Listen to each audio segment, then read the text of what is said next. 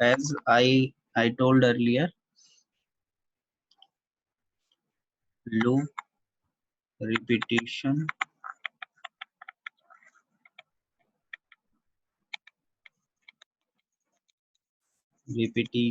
or iteration.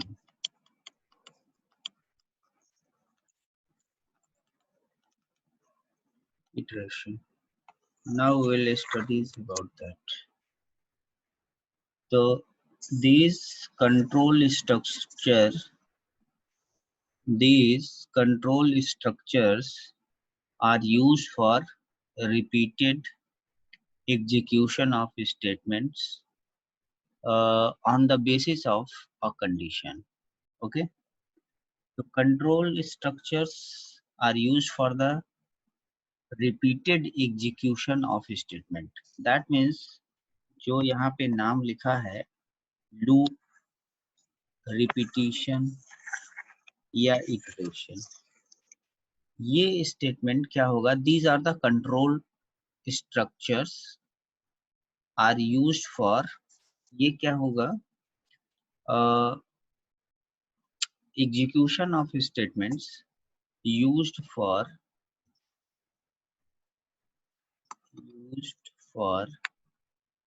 repeated execution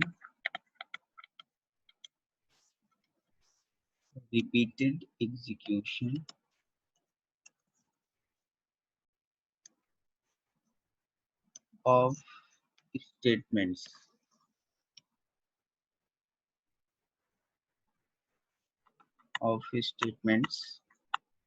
on the basis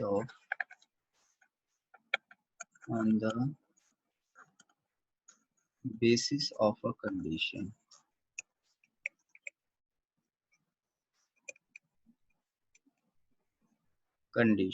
ठीक है? तो now what is the part of main component? Loop का जो main component है वो क्या होगा? सबसे पहले तो स्टार्ट होगा, उसके बाद कुछ स्टेप होगा और वो स्टेप क्या होगा? उस स्टेप को फॉलो करेगा और फिर स्टॉप होगा. That means ending of loop. तो now we have a 3 main component. अगर now you want to create a loop, so that means loop has 3 main components.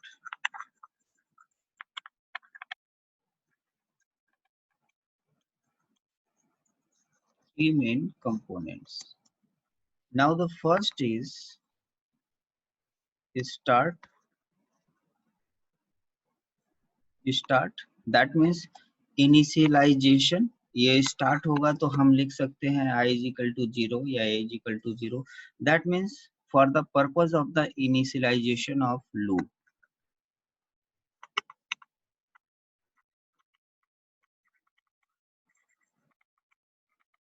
Initialization of loop.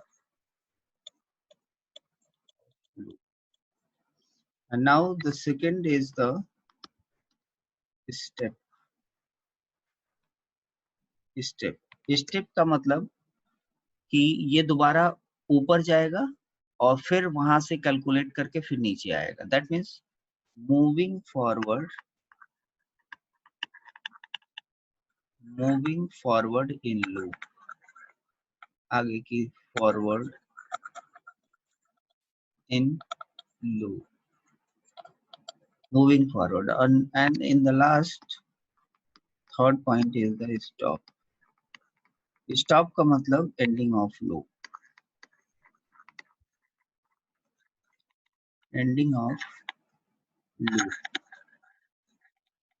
ठीक है?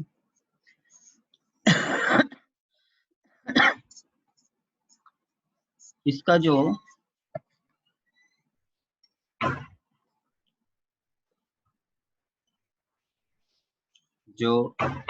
अगर हम लोग स्टार्ट करें तो एक हम स्टार्ट करेंगे यहाँ से. इसका जो इसमें हम स्टार्ट कर देते हैं. स्टार्ट हो गया. स्टार्ट करने के बाद नाउ कुछ इनपुट देंगे,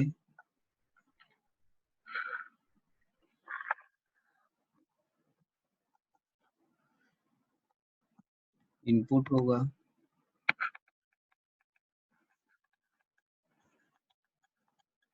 इनपुट दे दिया। इनपुट देने के बाद अब यहीं पे हमारा इनिशियलाइजेशन होगा। इनिशियलाइजेशन में क्या होगा, ये प्रोसेस होगा, इनपुट के बाद ये प्रोसेस होगा। प्रोसेस में यही हम इनिशियलाइज करेंगे। मान लो हमारे पास एक i is equal to 1 initialize कर दिया और f is equal to 1 initialize कर दिया। अब इसी के बाद वो मेन डिसीजन होगा, ये आ जाएगा डिसीजन बॉक्स में, ये आ जाएगा, this is the decision box.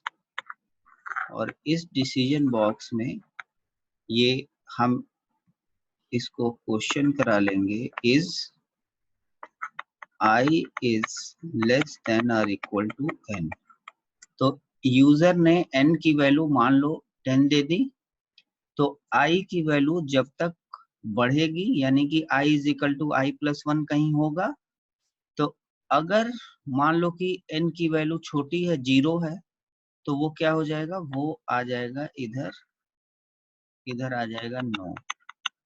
मतलब अगर ये सेटिस्फाइड नहीं है तो नो आ जाएगा, और नो आने के बाद यहाँ से ये प्रिंट कर देगा f को, ये f को प्रिंट कर देगा, प्रिंट f कर देगा, और ये यहाँ पे क्या हो जाएगा, स्टॉप हो जाएगा, यहाँ पे ये खत्म, स्टॉप, यहाँ पे हो जाएगा स्टॉप, ये स्टॉप हो जाएगा। और अगर मान लो सपोज दैट कि यहाँ पे अगर हमारा यहाँ पे अगर यस होता है, यहाँ पे यस होता है, तो ये क्या होगा, ये प्रोसेस करेगा, this is going to process. और प्रोसेस में हमें क्या करना होगा, हमें आई की वैल्यू को बढ़ाना होगा। ये जो हमारे पास आई इनिशियलाइज है, तो इस लूप को कंटिन्यू रखने के लिए, जैसे मैंने यहाँ पे कहा i इज लेस देन और इक्वल टू n, ये लूप कब तक चलेगा, जब तक जो यूजर ने इनपुट, मान लो यूजर ने 5 दिया, तो i की वैल्यू यहाँ जो इनिशियलाइज हुई है वो 1 है, तो i इज लेस देन और इक्वल टू n, ये जो है कब तक चलेगा, जब तक n की वैल्यू 5 नहीं हो जाएगी। तो ये देखेगा कि 5 नहीं है, i की वैल्यू यहाँ 1 है, ये 5 नहीं है, तो ये क्या करेगा, ये वापस आएगा यहाँ पे। वापस आने के बाद हमने एक यहाँ पे इक्वेशन दे दिया कि f में f से मल्टीप्लाई कर दो, ठीक। तो यहाँ पे f की वैल्यू 1 है, तो यहाँ पे f की वैल्यू 1 इंटू आई की वैल्यू 1, यानी कि जो रिजल्ट आएगा वो आएगा 1। अब यहाँ f की वैल्यू 1 हो गई, 1 होने के बाद हमें प्रिंट भी कराना है, f प्रिंट कराना है, तो 1 प्रिंट हो गया, लेकिन अभी भी ये कंडीशन सेटिस्फाइड नहीं हुआ। तो अब हमें क्या करना पड़ेगा, आई की वैल्यू 1, आई की वैल्यू बढ़ाना होगा ताकि ये बराबर हो जाए, तभी ये एग्जिट होगा, नहीं तो ये कंटिन्यूअस लूप में फंस जाएगा। तो हमने यहाँ क्या किया, i इज इक्वल टू साथ साथ i प्लस 1 कर दिया। अब यहाँ पे i की वैल्यू जो हो जाएगी, तो यहाँ पे इनिशियलाइज 1 है, तो यहाँ i प्लस 1 यानी कि i की वैल्यू 2 हो गई। तो i की वैल्यू 2 हो गई, फिर ऊपर गया यहाँ पे, क्योंकि ये लूप जो है यहाँ से ये चेक करेगा, इस वाले पॉइंट पर चेक करेगा। तो यहाँ से ये गया, चेक किया, नहीं है, अभी भी नहीं है, फिर वापस आया। अब f की वैल्यू 1 थी और i की वैल्यू 2 थी, तो जो नेक्स्ट प्रोसेस होगा वो होगा, ये फर्स्ट कंडीशन में हो गया, फर्स्ट लूप में, फर्स्ट चांस में।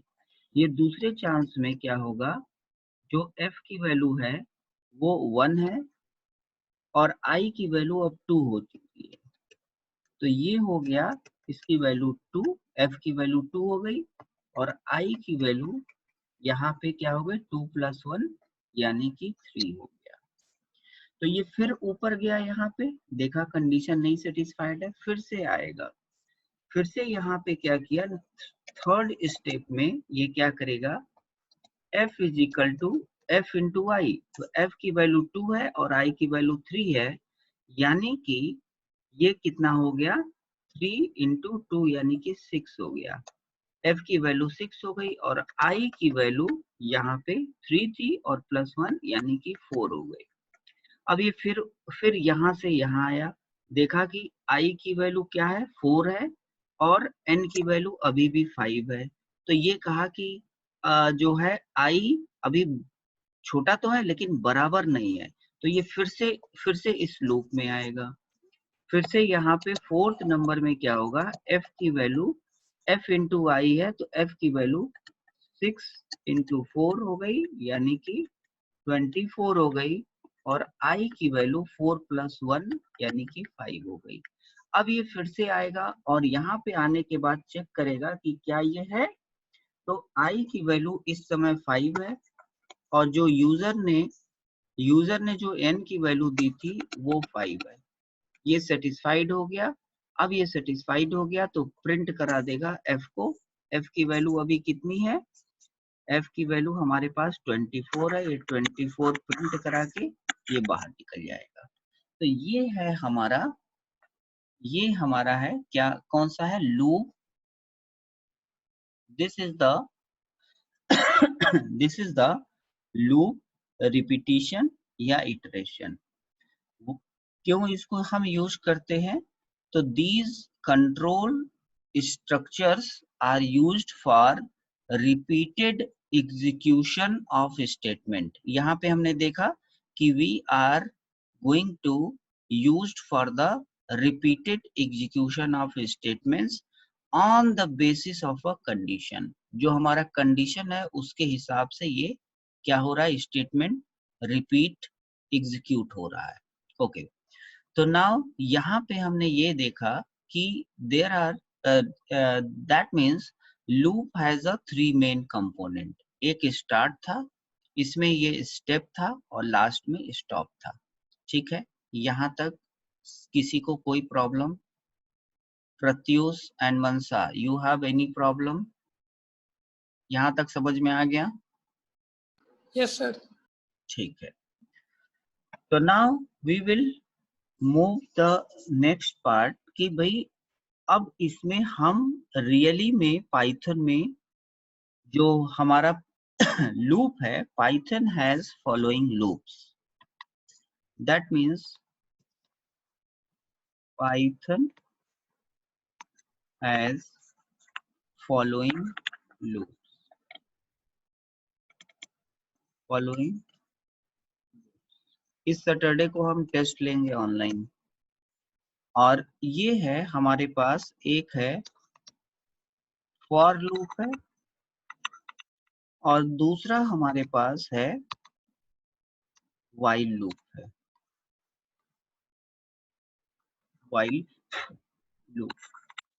दो लूप है हमारे पास, एक फॉर लूप है, पाइथन के पास फॉर लूप है और एक व्हाइल लूप है, दो लूप है। इसी लूप से हम अपने क्या करेंगे, या तो रिपीटिशन करेंगे या इटरेशन करेंगे या लूपिंग स्टेटमेंट को हम नाउ विल डू। तो नाउ हम क्या करते हैं, और एक रेंज फंक्शन भी है, तो रेंज फंक्शन की अभी बात में हम बात कर लेते हैं। पहले now will do for the for loop. For loop के बारे में देखते हैं कि भाई ये रिपीटिशन कैसे करता है। तो दैट मीन्स सपोज दैट कि फॉर लूप का यूज हम करेंगे कहाँ करेंगे। सपोज दैट कि किसी ने हमसे कह दिया कि आप एक टेबल बनाओ, table of a number by for loop. हमेशा ये एग्जाम में आ जाता है या प्रैक्टिकल वगैरह में पूछ दिया जाता है। तो now we have a task table of a number of a of a number by for loop by for loop by for loop for loop। तो नाउ करना क्या है, पहले माइंड में हम विजुअलाइज कर लेते हैं, अपने आप को इमेजिनेशन करेंगे कि पहले हम इसके आउटपुट को तो हम जानते ही हैं। Now everybody knows about the table. तो टेबल में पहले सबसे अपने माइंड में हम इमेजिन करेंगे कि भाई हमें करना क्या है, हमारा आउटपुट क्या होगा। तो जो हमारा आउटपुट होगा, देखो सबके अलग अलग तरीके होंगे, जो मैं फॉलो कर रहा हूं उसको देखो, हो सकता हो तुम्हारे तरीके से अलग हो।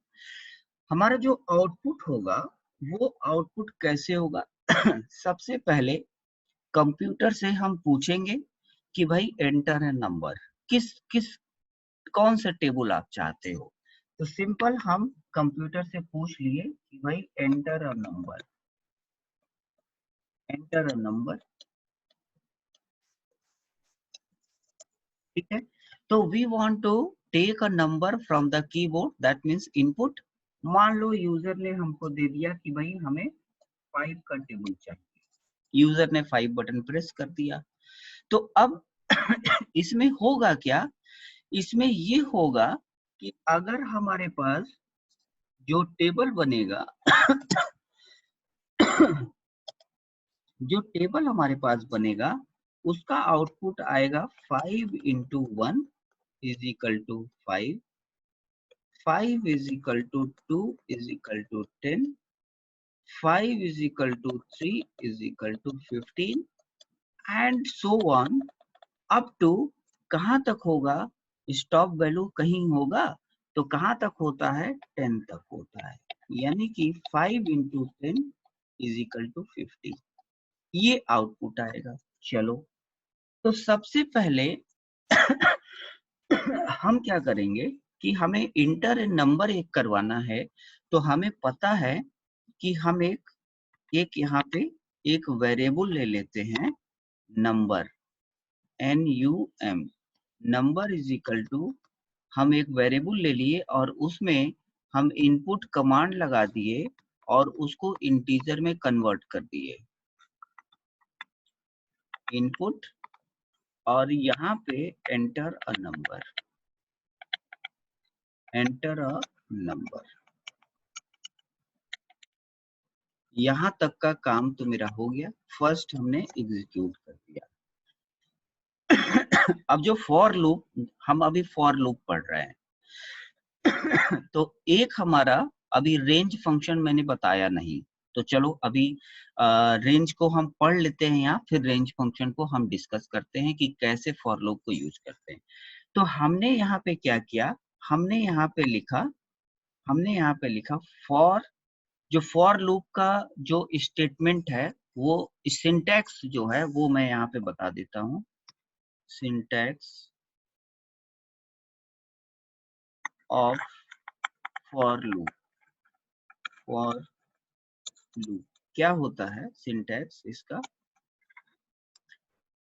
फॉर लिखते हैं, उसके बाद कोई वेरिएबल नेम दे देते हैं, वेरिएबल दे देते हैं, फिर उसके बाद इन लिखते हैं और इन के बाद यहाँ पे हम देते हैं सीक्वेंस, सीक्वेंस,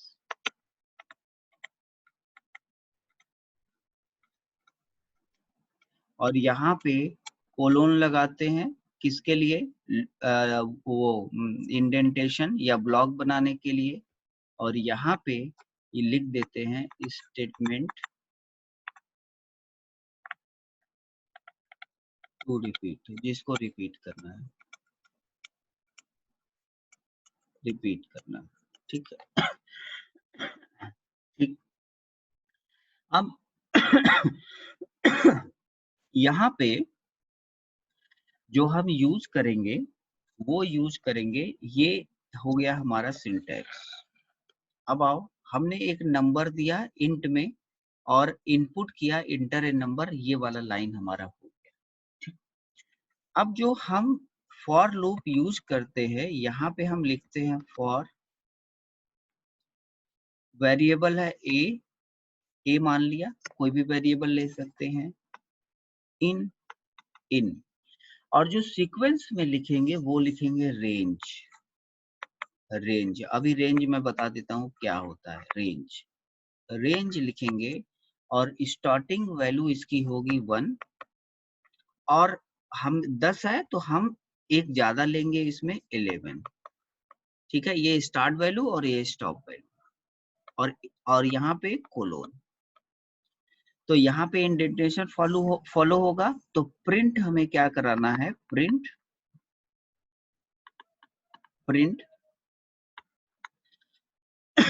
एक तो नंबर प्रिंट कराना है जो यूजर ने दिया है, और कहाँ वो स्टोर हो रहा है, नम में।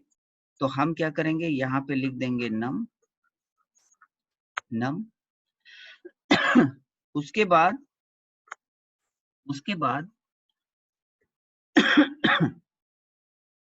उसके बाद हमारा क्या होगा, ए की वैल्यू होगी, ये नम हो गया, और फिर यहाँ पे एक इंटू आएगा। तो इंटू को हम ऐसे ही लिख देते हैं, इंटू, ये दूसरी लाइन हो गई। फिर यहाँ कॉमा लगा दिया, और ये जो वेरिएबल है 1 2 3 इस रेंज में आएगा, यहाँ पे ए लिख देते हैं, और यहाँ पे कॉमा दे देते हैं, और equal to as it is print कराना है, तो यहाँ इक्वल टू दे दिया, और उसके बाद ये मल्टीप्लाई हो जाएगा नम इंटू ए में। तो यहाँ लिख देंगे नम इंटू ए, और ये जो है हमारा बन गया। इतना ही प्रोग्राम हमें लिखना है, और ये एज इट इज ऐसे प्रिंट होगा। लेट्स सी, हम इसको बना के देखते हैं। पहले सबसे हम जुपिटर पाइथन, अभी रेंज का हम बताते हैं, रेंज का क्या होगा। पहले सबसे हमने CMD ओपन किया। CMD मैं आपको शेयर कर दूं, ये CMD हो गया। उसके बाद जुपिटर पाइथन खोल लेते, जुपिटर नोटबुक खोल लेते हैं, JUPYTER जुपिटर नोटबुक मैंने ओपन किया। ये लोकल सर्वर रन होगा, लोकल सर्वर रन होने जा रहा है, और ये रन हो रहा है, टाइम ले रहा है थोड़ा। हाँ, ये रन हो गया। रन होने के बाद फिर मैं आपको जुपिटर पाइथन, यहाँ पे जुपिटर पाइथन स्टार्ट हो गया।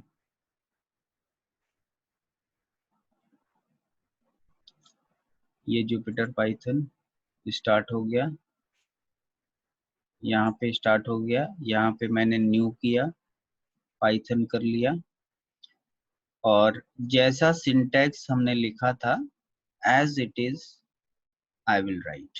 हमने क्या लिखा था, num is equal to int, num is equal to int int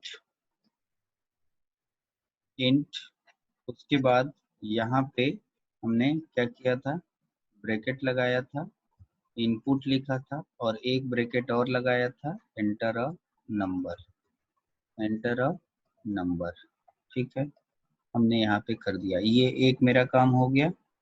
उसके बाद हमने फॉर लूप लगाया था, सिंटैक्स के हिसाब से ए इन, और रेंज सीक्वेंस में क्या यूज करते हैं, रेंज। अभी रेंज फंक्शन को हम डिस्कस कर देते हैं, और जो 1 है और 10 तक जाएगा, तो 11 यहाँ पे 11 रखेंगे, ठीक है। और यहाँ पे कोलोन क्रिएट किया तो एक ब्लॉक बनेगा। उस ब्लॉक में मुझे क्या प्रिंट कराना है, प्रिंट कराना है, एक तो हमें नंबर प्रिंट करा देना है। उसके बाद एक मल्टीपल का साइन आए, मल्टीपल का साइन हो गया, उसके बाद हमारी जो वैल्यू है ए यानी कि 5 इंटू 1 1 और कॉमा दे के इक्वल आए, यहाँ पे इक्वल साइन कर दिया और उसके बाद फाइनली ये प्रिंट हो जाए नम इंटू ए में नम इंटू ए में ये फाइनली प्रिंट हो जाए। अब हम जैसे ही इसको रन कराएंगे तो now you can see the result. ये हमने प्रिंट कराया, पूछ रहा है एंटर अ नंबर, मैंने 5 का नंबर दिया और now you can see that result. ये यहाँ पे एंटर अ नंबर 5 हो गया, यहाँ पे ये 5 हो गया। उसके बाद ये जो है 1 से 10 तक की स्टार्टिंग वैल्यू यहाँ पे 1 हो गई और ये 11 तक गया यानी कि ये 10 तक जाएगा, ये 10 तक गया यानी कि 1 2 3 4। अब यहाँ पे प्रिंट कराना था नंबर, तो यहाँ पे नंबर प्रिंट हो गया और बीच में हमें इनटू लगाना था एज इट इज, तो इनटू लगा दिया और यहाँ पे जो वेरिएबल है ए उसको ए लगा दिया, equal to as it is करना था, एज इट इज करा दिया और जो लास्ट में नम इंटू ए का मल्टीप्लीकेशन हुआ वो यहाँ आ गया और ये रेंज फॉलो हो गया। तो दैट मीन्स अब इससे क्या हुआ कि नाउ आप कोई भी टेबल इससे बना सकते हो। अगर फिर से करें, अगर हमें मान लो 19 का टेबल चाहिए, हमने 19 किया, now you can see the result, ये 19 का टेबल हो गया। तो any table you can create.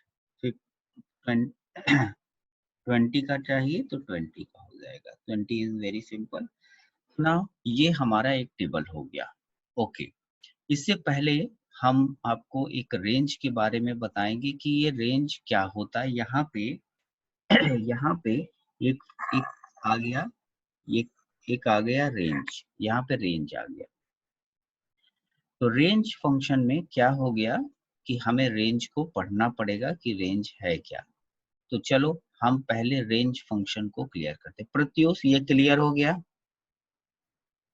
Yes, sir. ठीक है। Now we will use the range function. हमने यहाँ पे रेंज फंक्शन यूज किया, तो यहाँ पे रेंज फंक्शन को हम देखते हैं पहले।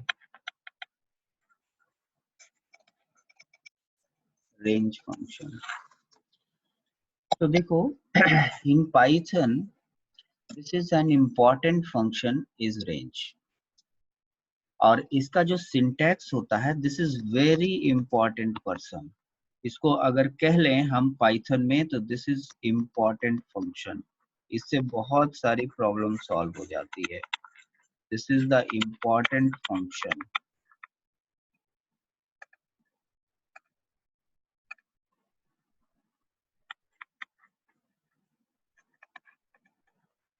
बहुत इंपॉर्टेंट फंक्शन है। जो इसका सिंटैक्स है, जो इसका सिंटैक्स है वो क्या है, वो है रेंज।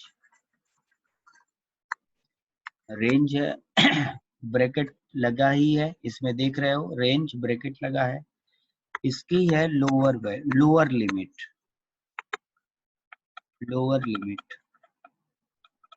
लोअर लिमिट क्या था मेरा, 1 था, यहाँ लोअर लिमिट हो गया।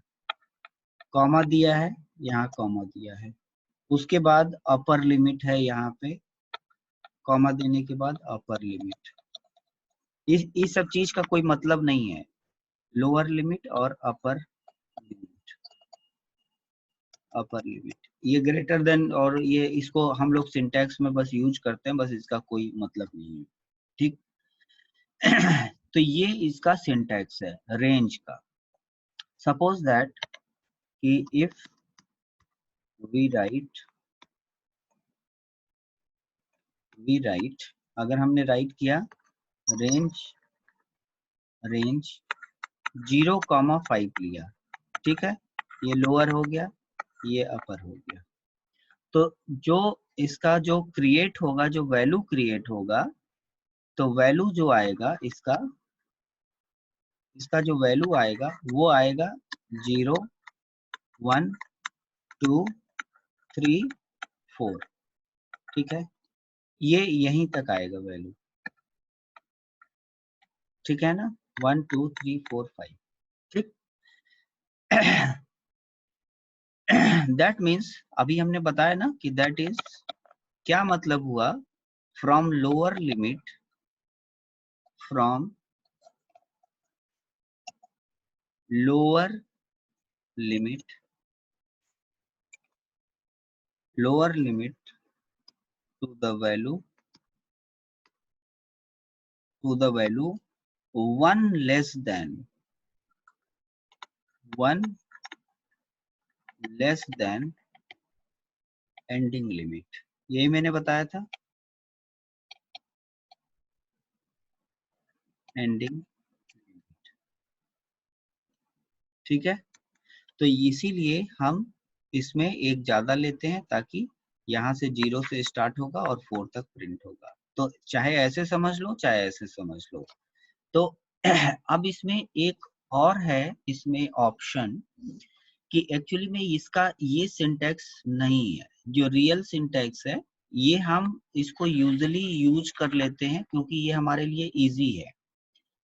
बीच में हमारे पास जो जो ये तो लास्ट है और ये एंड है ना, बीच में भी हम एक लास्ट में रख सकते हैं। कैसे? एक हमारे पास रेंज का, यहां तक तो समझ गए ना?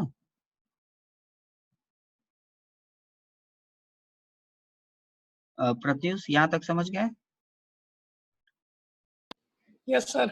ठीक है। एक अब रेंज में हम लोग यूज करते हैं, रेंज में स्टार्ट वैल्यू, स्टार्ट वैल्यू हो गया यानी कि लोअर लिमिट, और एंड वैल्यू क्या हो गया 10। ठीक, उसके बाद हम एक और इसमें काम कर सकते हैं, स्टेप वैल्यू। यहाँ पे स्टेप वैल्यू चला सकते हैं, ये this is the step value, step value. तो इसमें क्या होगा, देखो लोअर लिमिट 0 है तो जो आंसर आएगा तो वी विल, यहाँ पे जो आंसर आएगा, जो आउटपुट आएगा इसका, द लिस्ट, इसके लिए जो लिस्ट जनरेट होगी वो क्या जनरेट होगी 0। अब step value, this is the step value 2 है तो 0 के बाद क्या आएगा 2, 2, 2 के बाद स्टेप वैल्यू 4, 6 और 8 आएगा। और आपको पता है कि इससे एक कम आता है तो ये 10 है, ये लोअर है ये अपर है तो एक कम आता है। तो अब इसके बाद जब जाएंगे तो ये 10 हो जाएगा तो 10 नहीं प्रिंट होगा, ये इतना ही प्रिंट होगा। क्यों? क्योंकि इससे एक कम प्रिंट होगा। ठीक है, समझ में आ गई बात प्रत्युष? क्लियर है? Yes, sir. Yes, sir. अच्छा, ये तो स्टेप वैल्यू मान लो कि हमारे पास प्लस में है, अगर हम माइनस में ले लें तो हमने रेंज लिया 5 कर लिया और 0 कर लिया लास्ट वैल्यू। लास्ट वैल्यू देखो 0 कर लिया, पहला 5 हो गया और लास्ट वैल्यू 0 यानी कि अपर लिमिट 0 हो गया। अब इसमें कर लिया -1 और -1 क्या है, स्टेप वैल्यू है। तो इसमें जो आउटपुट आएगा वो लिस्ट जो जनरेट होगा वो पहले क्या जनरेट होगा 5। अब -1 का स्टेप है, स्टेप है तो 5 कहाँ तक जाएगा 0 तक जाएगा, यानी कि 0 से पहले आएगा यानी कि माइनस, यानी कि 1 आएगा। तो ये 5 के बाद -1 करो 4, फिर -1 3, फिर -1 2 और फिर -1 यानी कि 1। और ये 0 नहीं प्रिंट होगा क्योंकि इससे एक कम हमें लेना है लोअर लिमिट। तो ये हमारा रिजल्ट होगा। क्लियर है? Yes, sir. इसको हम करके देख लेते हैं। तो चलो इसको हम पाइथन में, ये हमने यहाँ पे, इसको अब हम करके देखते हैं। एक नया सेल इंसर्ट कर लेते हैं यहाँ पे, यहाँ से हमने एक सेल इंसर्ट कर लिया और हम सीधे लिखते हैं रेंज, रेंज क्योंकि रेंज बिल्ट इन फंक्शन है तो ले लेगा। हमने कह दिया 0,5 हो गया और देखते हैं रिजल्ट क्या आता है। तो रेंज 0,5 में अब हमें आउटपुट प्रिंट कराना पड़ेगा ना, तो प्रिंट कराना पड़ेगा, तो प्रिंट कैसे कराएंगे? फॉर का ले लेते हैं, फॉर का लूप जैसे यहाँ पे ले लिए थे फॉर ए इन रेंज, तो हम यहाँ पे ले लेते हैं फॉर ए इन रेंज। ठीक है, लिख दिया फॉर ए इन रेंज, और हम इसको रन कराते हैं, यहाँ पे कोलोन लगा देते हैं, कोलोन लगा दिया, और प्रिंट क्या करा लें? प्रिंट करा लें यहाँ पे ए, प्रिंट ए प्रिंट करा लेते हैं। ठीक है,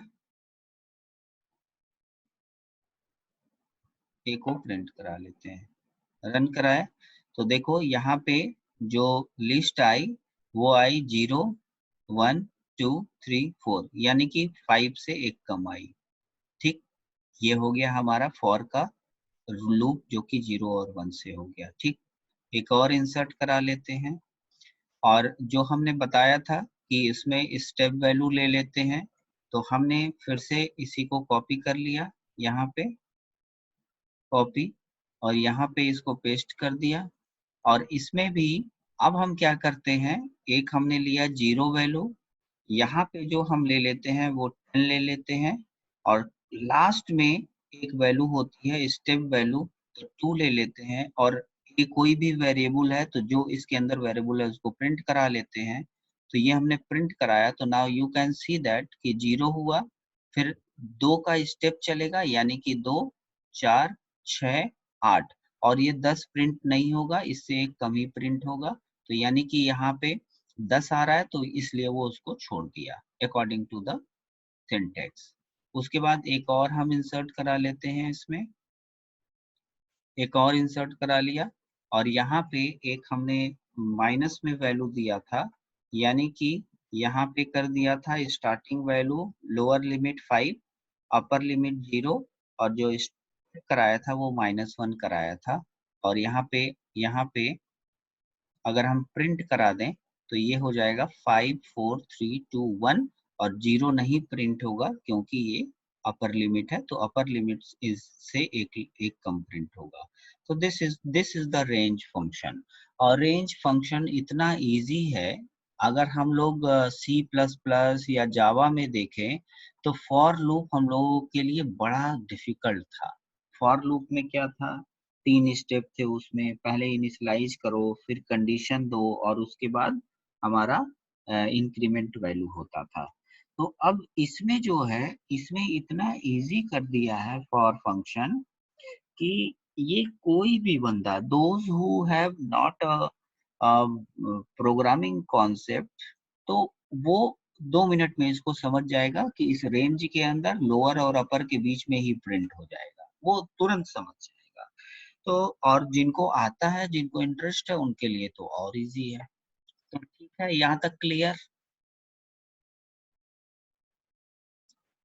यस सर। ठीक है कहीं कोई प्रॉब्लम यहाँ तक समझने में? No sir. ठीक, तो चलो अब हमारे पास ये हो गया। अच्छा, एक हमारे पास इसमें एक चीज और हम बताएंगे कि जो हमारे पास कीवर्ड हैं वो 2 कीवर्ड हैं,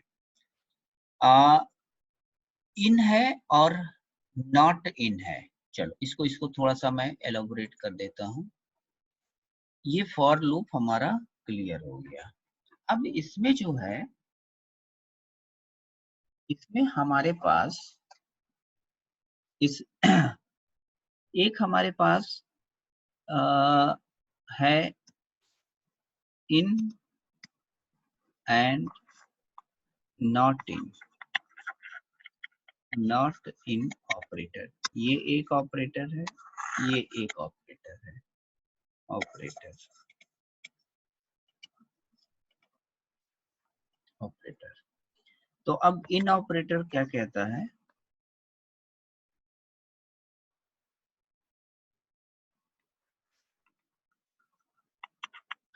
इन ऑपरेटर क्या कहता है कि जैसे मान लो कि हमारे पास एक लिस्ट है, एक लिस्ट है, एक लिस्ट है हमारे पास 1 2 3 4, ये एक लिस्ट है, और इस लिस्ट में हम चाहते हैं कि 3 इन लिस्ट आर नॉट, तो हम यहाँ पे सिर्फ आगे लिख देंगे 3 और इन जो ऑपरेटर है, जो इन ये ऑपरेटर है, इसको हम यहाँ लिख देते हैं। तो अगर 3 है, इसके अंदर 3 है, तो ये क्या रिजल्ट देगा, विल रिटर्न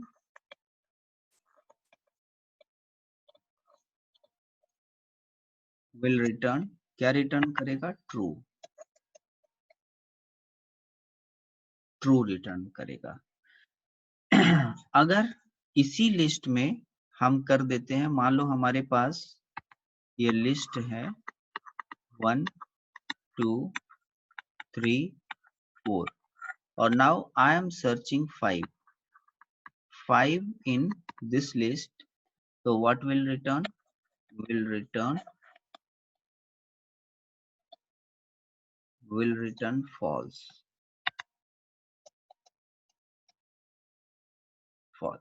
तो ये बूलियन उसमें रिटर्न करेगा। अब ये तो हो गया इन ऑपरेटर। अब हमारे पास एक नॉट इन ऑपरेटर है, अभी दोनों को एग्जीक्यूट भी हम लोग करके देख लेंगे। एक हमारे पास ऑपरेटर है not in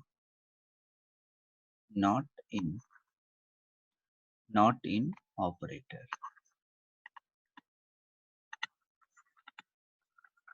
not in operator क्या कहता है, अगर मान लो सेम लिस्ट है हमारे पास 1 2 3 4 और इसमें समझ लो कि अगर 5 हम सर्च करना चाहते हैं, 5 और नॉट इन ऑपरेटर लगा देते हैं, 5 नॉट इन, तो ये तो हम खुद ही कह रहे हैं कि 5 नॉट इन दिस लिस्ट, तो क्या हम तो खुद ही ट्रू बोल रहे हैं।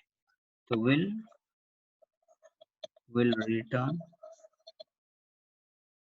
विल रिटर्न क्या करेगा, ट्रू। ये खुद ही, क्योंकि हमने ही बता दिया कि 5 नहीं है। 3 अगर कहें 3 नॉट इन लिस्ट तो है, तो जो हम कहेंगे वो फॉल्स हो जाएगा। तो ये हमारे पास इसका हम लोग प्रोग्रामिंग में यूज करेंगे कि क्या है। तो इसका हमने कहाँ यूज किया था, इन ऑपरेटर का। ये जो इन ऑपरेटर है, अभी हमने प्रोग्रामिंग कॉन्सेप्ट में ये यूज किया है। कहाँ यूज किया है, ये जो हमने अभी बनाया था फंक्शन, यहाँ पे यूज किया है। ए इन रेंज हमने दिया था ना, ए इन रेंज या लिस्ट तो दिया था, तो यही वो लिस्ट था। चलो हम इसका एक जैसे हम लिखे हैं वैसे भी करके देख लेते हैं। यहाँ पे एक इंसर्ट कर लेते हैं और यहाँ पे हमने एक लिस्ट क्रिएट किया। अभी लिस्ट बताएंगे कि कैसे बनता है, पर अभी ये समझ लो कि स्क्वायर ब्रैकेट से लिस्ट क्रिएट होता है। तो 1 2 3 और 4 ये लिस्ट क्रिएट हो गया और इस लिस्ट को हमने कह दिया 3 इन दिस लिस्ट और रिटर्न कराया, तो दिस इज ट्रू। ठीक है, और अगर हम इसमें बोलें 5 इन दिस लिस्ट तो ये होगा फॉल्स। और अगर नॉट इन ऑपरेटर का यूज करें, तो अगर नॉट इन ऑपरेटर का यूज करें तो एक और इंसर्ट करा लेते हैं और यहाँ पे हम एक लिस्ट क्रिएट कर देते हैं 1 2 3 4। एक लिस्ट क्रिएट कर दिया, कॉमा देना था, कॉमा कॉमा कॉमा, और इसमें हम सर्च करना चाहते हैं 5 और नॉट इन का यूज करते हैं, नॉट इन 5, तो 5 इसमें नहीं है, तो दैट मीन्स क्या रिजल्ट आएगा, ट्रू। तो दिस इज ट्रू। और अगर हम कहें कि 3 नॉट इन, तो ये क्या हो गया, 3 तो है, तो रिजल्ट क्या आएगा, फॉल्स। तो दिस इज द ऑपरेटर इन और नॉट इन ऑपरेटर। ठीक है, तो ये हमारे पास ये टेबल हमने बना लिया। अब जो फॉर लूप की जो हम बात कर रहे थे वो तो हो गया। नाउ वी यहाँ पे जो हमने अभी डिस्कस किया था कि Python has a following loops. क्या कौन से लूप हैं? एक हमारे पास जो लूप है वो लूप है फॉर लूप, और इस फॉर लूप को हम समझ गए। इसमें कोई दिक्कत, any problem you are facing? No sir. ठीक है, तो अब हम लोग देखते हैं वाइल।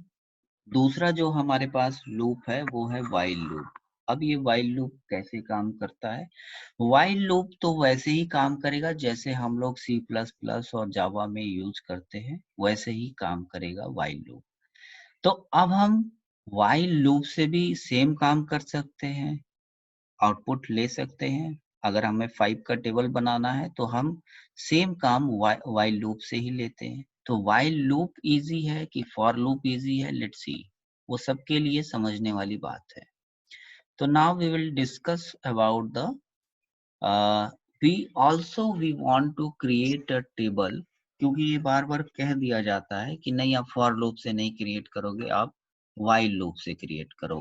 देन तब क्या होगा? तो नाउ द क्वेश्चन इज कि table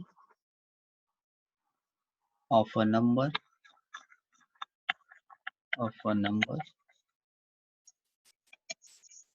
by while loop, by while loop. So you have to create a table as like we have already done